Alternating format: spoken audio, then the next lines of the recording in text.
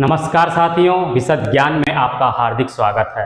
दोस्तों, कृषि पर्यवेक्षक RAS और अकाउंटेंट TRA की जो भर्तियां हैं उसमें आपदा प्रबंधन से संबंधित जो विषय है उसमें भूकंप के बारे में जो है प्रश्न पूछा जा सकता है दोस्तों।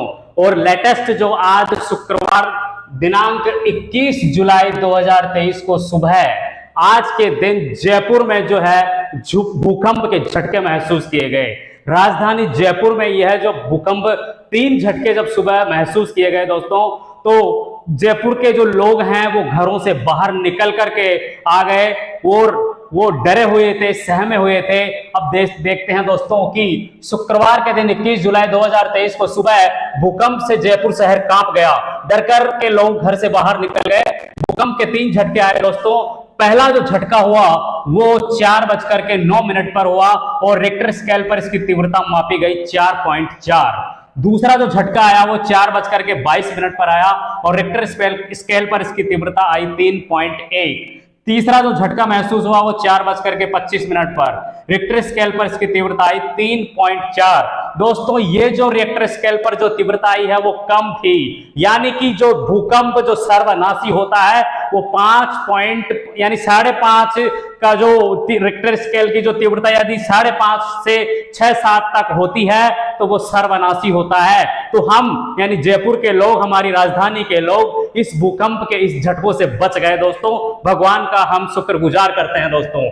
3 बार हिली जयपुर की धरती। तो जयपुर का जो नक्शा बनाया गया था दोस्तों, सवाई जयसिंह के समय जो समकोण पर जो चौपड़ें काटी गई थी वो इसी वास्तु से बनाया गया था कि यहां पर भूकंप आए तो जयपुर शहर का नुकसान नहीं हो। भगवान की दया से वो सब हुआ दोस्तों, हम सब बचे और किसी प्रकार की कोई हानि नहीं हुई। अब दोस्तों, हम ये जानना चाहते हैं कि पृथ्वी पर ये जो धरती है हमारी, इस पर भूकंप क्यों आता है, आखिर ऐसा क्या रीजन है कि ये झटके आ जाते हैं दोस्तों। जो हमारी पृथ्वी है वो घूर्णन भी करती है, परिक्रमण भी करती है और हमारी जो धरती है उसकी प्रमुखतः 4 परतें होती है दोस्तों। पृथ्वी 4 प्लेटों से मिलकर बनी होती है जिनके नाम है क्रस्ट, मेंटल, आउटर कोर और इनर कोर। ये लगभग दोस्तों 50 किलोमीटर से अधिक मोटी परतें होती है दोस्तों।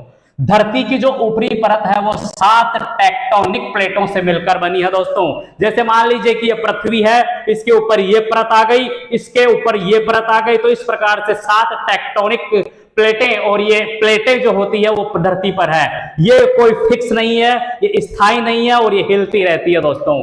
और जब इनका हिलायमान तीव्र होता है तो एक दूसरे से हिलती हुई जब टकरा जाती है ना दोस्तों, तो ये टकराहट ही भूकंप का कारण बनता है दोस्तों।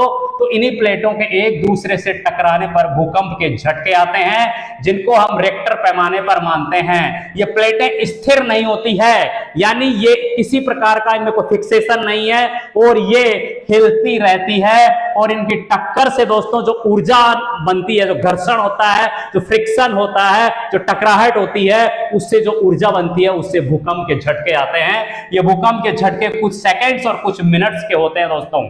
अब हम ये जानना चाहते हैं कि जब भूकंप आता है, भूकंप के झटके आते हैं, तो हमें उससे क्या सावधानियां रखनी है, क्या बचाव करने हैं दोस्तों। तो घर से बाहर आ जाना चाहिए। बड़ी इमारत, पेड़, पुल और ब्रिज के पास हमें खड़ा नहीं होना है दोस्तों। लिफ्ट, यदि मान लीजिए कोई ऊंची बिल्डिंग है और ऊंची बिल्डिंग से वो नीचे आएगा तो लिफ्ट का उपयोग नहीं करें, सीढ़ियों से वो नीचे आए। और घर के भीतर हो, मान लीजिए किसी कारण से बाहर नहीं आ पा रहे हैं, तो जो घर का जो फर्नीचर है, टेबल वगैरह है, उसके नीचे जो है दोस्तों छुप जाना चाहिए।